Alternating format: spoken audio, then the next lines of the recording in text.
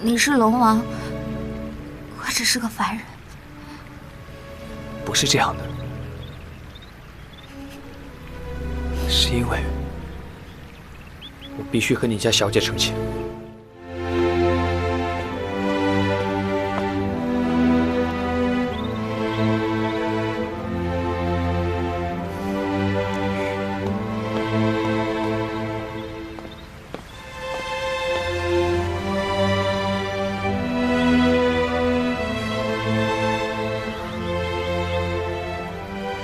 真的又出现新学运啦？嗯，新学运。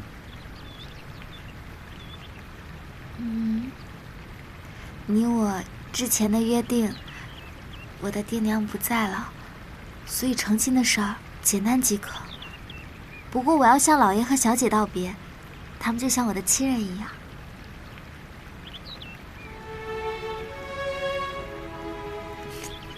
你怎么不说话呀？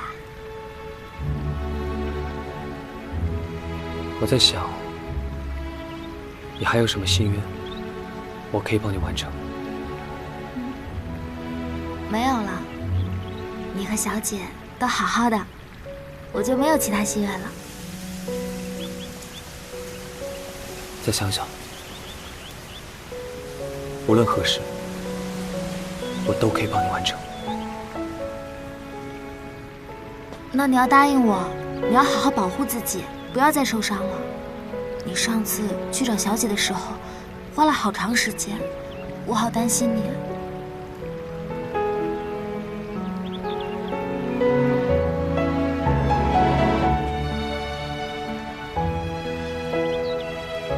以后就不必为我担心了。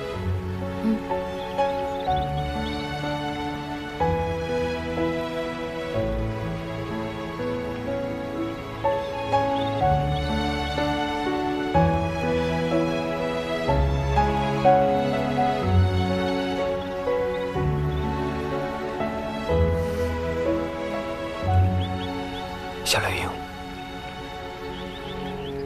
以后真的不必为我担心了。